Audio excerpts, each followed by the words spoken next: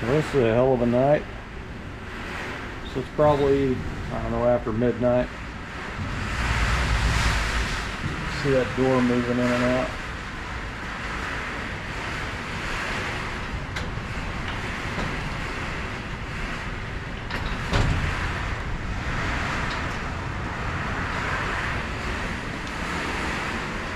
We're having one hell of a storm. Power's out. Tornado warning, and they're saying like 100-mile-per-hour wind and stuff. So I'm gonna get my dog and go to the closet. So I'm in the closet. It's right in the middle of my house. Got a little pallet made in the floor. Got my dog there. I don't know if you can see her or not. Power's out, so I got a flashlight sitting there. Oh man, I was trying to get some sleep, but it is loud outside. Got my cell phone sitting here, and started buzzing real loud. It's done it 3 times already for alerts.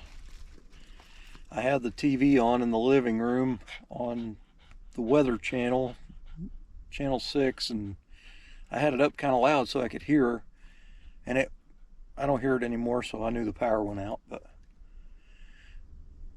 anyway, wait till it kind of calms down a little bit, and then I'll go outside with the flashlight and look around and see what kind of damage we got going on. Oh boy, what a night. Well, it's the next morning. There's a couple of generators going because we're without power. It looks like there's a whole lot of people without power. So fortunately, I didn't lose any of my trees. They're all still standing. Other people's not so lucky. Theirs is down, theirs is down. My mom and dad has a couple of them down there. There's already been a guy down there cutting limbs. So I pulled my pickup up here, and I've got a power inverter, and I ran an extension cord to my refrigerator and plugged it all in, and I go in there and it actually was working, but the water and ice maker thing it kept running and then it shut off. It was like it kept repriming the water. I don't know what that is in there. So anyway, I was afraid it was going to burn it up, so I just ended up unplugging it and calling it a day. But I was hoping I could run that little power inverter just to run the fridge side of the fridge, but not so much. It's got all that fancy crap on it. I mean, the light was on in it, and the motor was running, but a little electric motor that runs the water that I guess primes the fill tube in there, I don't know what that is. I guess that is requiring a little bit more power, and it just keeps cycling. So without power, I went ahead and put my dome lights in, and fortunately this time they went in without scratching the paint on the dome lights on the housings. And it kind of sucks because these aftermarket lenses are way oversized, and you can see how it's bulged out because it doesn't fit. I mean, these are garbage. I feel they probably molded those over a set of originals, so they're way too big. When you try to push them in, they bulge out, and you got to try to stuff them in there. But they both have bulge spots in them because they're oversized. So that's the kind of crap that people sell you. If it had been a chrome bezel, it wouldn't have been so bad because the plastic wouldn't have hurt the chrome finish, but I had to be super careful with that because it's painted. But so they work for now anyway. So at least I got something done today with a power outage. We're probably gonna be out of power for days. All right guys, so today is Tuesday, June 20th, 2023, and we had a pretty big storm Saturday night. I think it hit around 11:30, somewhere in there, and the power went out. They were reporting 60 to 100-mile-per-hour winds. So anyway, just rode the storm out at home. But the power went out, and usually when the power goes out, it comes on within an hour or 2 hours, it seems like. But not so much. The power didn't come on until last night at, I want to say it was about 5:30, maybe 5:45, somewhere in there. So we were without power for all day Sunday and all day Monday. So my parents have a generator and they live a few houses down. So went down there to see if me and my dad could get that thing fired up, and I apparently hadn't been run for years. So we put gas in it, checked the oil and that type of stuff, and it didn't want to fire. It wouldn't hit a lick, and it's a pull start.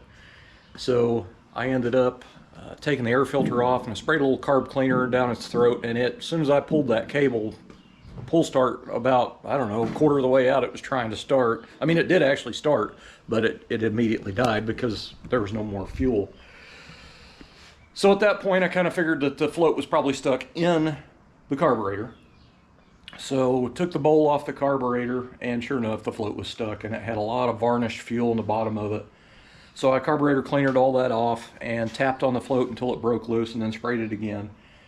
And then put it back together, turned the fuel valve on, and it's a gravity feed setup. Big generator.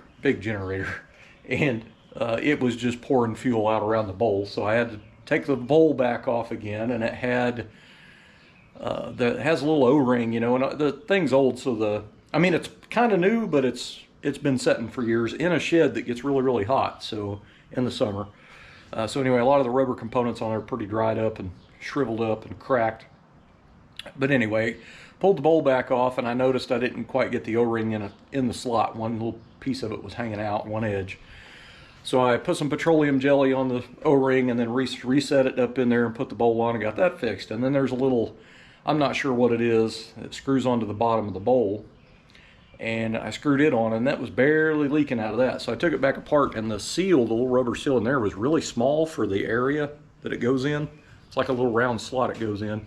So anyway, I took it back apart, and I flipped it upside down and put some petroleum jelly on it and put it back in there. And it just barely seeps fuel, which is, you know, not good. But anyway, it fired right up, and it ran great. So anyway, we hooked up my mom and dad's deep freeze and let it run for a little bit, and then I went down and got it and wheeled it. Actually, I had my wife, I had the tailgate down on my truck, and I was holding onto the handles, and we drove it down here really slow. And at one point, she kind of got going a little fast, so it started, you know, kind of darting back and forth. And I yelled, "Slow down," and she couldn't hear me. So anyway, she pulled in the driveway, and I said, "That's good," and she slams on the brakes, like hit the brakes kind of hard, so the truck stopped and the generator hit me in the knees. It didn't kill me, didn't break my knees or nothing, but anyway, just kind of funny story. But after that, I actually wheeled it by hand back and forth. I wheeled it back, down there and back twice yesterday, and I think twice the day before, if I remember right. Anyway, I don't think I really lost anything in the refrigerator and freezer. I talked to my mom this morning on the phone. She said probably better throw the chicken away because, you know, the beef and stuff. When I checked everything, it's like our frozen vegetables, those bags of stuff was kind of thawed out, but the meat still kind of felt frozen in the middle. But I didn't check everything in there, you know what I mean? I just checked a few things because I didn't want to leave the door open very long. But anyway, I had a little cooler in there with some ice during the power outage and all that kind of stuff. But man, I tell you, it was a mess. And all you heard all day for 2 days was chainsaws and generators around here. It was a pretty bad storm. I'm pretty sure there's a lot of people still out of power.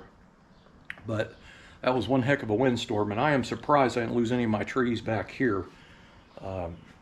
I've got some mulberry trees back there, and they're pretty big. But thankfully, they're strong enough to withhold that. But anyway, what a mess, man. But anyway, I come out and I kind of piddled on the 55 a little bit, but I couldn't really do anything. I didn't have any power. I didn't have any charged up batteries for the GoPro. I didn't have any charged batteries for my drill and my impact. I mean, I had a little bit of power in one, but it ran out pretty quick. So I tried to just do little stuff that didn't require a whole lot of work. But I get my key out here. So I've got a fuel sending unit down here. This is the original one I took out of the car.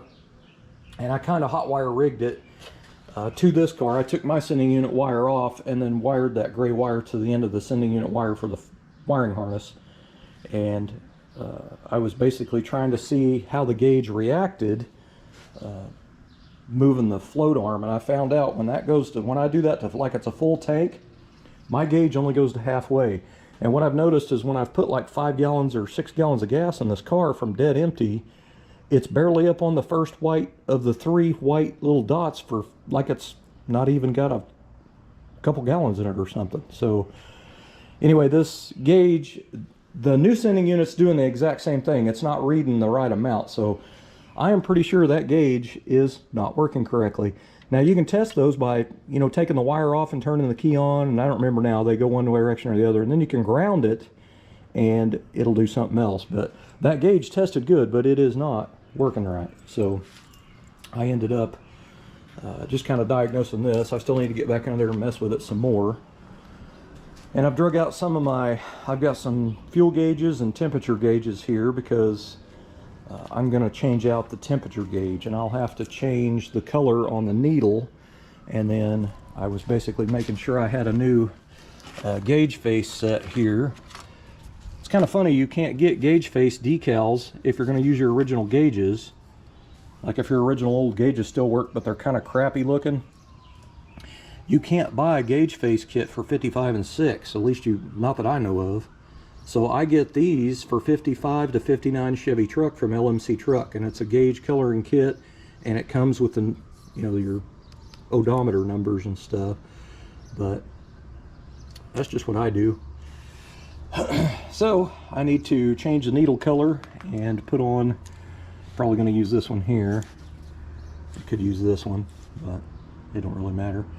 So my odometer in my car is not working correctly either, so I'm going to go ahead and pull the cluster back out, work on the odometer, change the fuel gauge out, and I'm actually going to test all these before I finally install them in the car.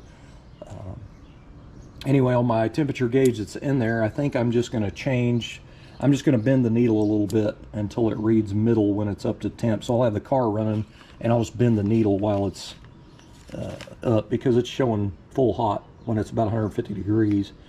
And I have a brand new gauge here for 56 electric temperature gauge.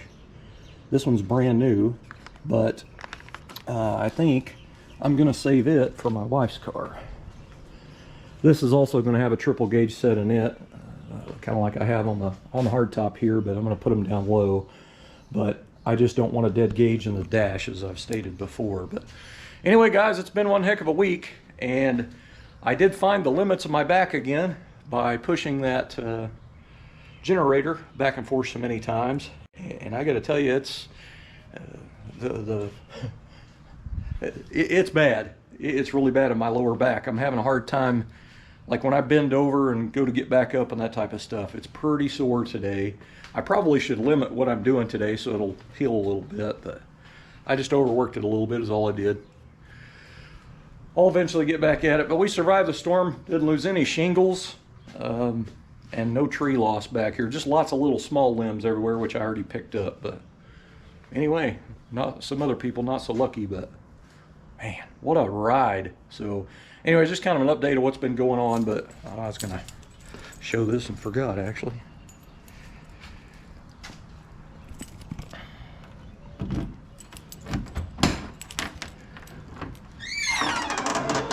So I got the dome lights lenses in and the dome lights repainted, and those didn't scratch, and then they actually work. And yes, I have a toggle switch running lights, and yes, I could leave it open, but not since I put a rubber bumper on there. It's a fail-safe. It closes that, turns that switch off. So almost 2 weeks in a trunk kit, and I'm tired of messing with it. I still got upholster panels that go in the inserts of the trunk. Still got a spot buff, a spot there that I'd sanded a run out. It needs to be buffed. And then I need to put my trunk rubber on. So it's turned into quite a mess. That deck lid probably, I just need to take it off, turn it upside down on some sawhorses, and do all that work to it. But that's going to require another person to help me. I'm getting a bad problem with not having tailpipes. The The exhaust blows crap behind the car, and it just blows dust on the back of the car, but it's also getting inside the trunk and getting on everything in here. So I did not put the seal on the back tail pan of the car. There's a little channel there, and you put a rubber seal in there, and you're like crimp it in there. You can glue it, and I opted not to put it in there because it's rather ugly.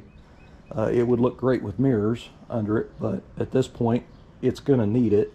But I think I'm going to have to end up putting tailpipes on the car too, because it's just making a terrible dusty mess on the back of the car. And the underneath back of the car is the chassis and everything is super dusty. They repaved our housing addition like I don't know, 2 years ago, and they just put a thin layer down, and it's already peeling off, and there's just fine dusty asphalt stuff everywhere, and it just gets all over the car. And those little gravel specks or whatever's in there goes everywhere, like the tires are throwing them everywhere.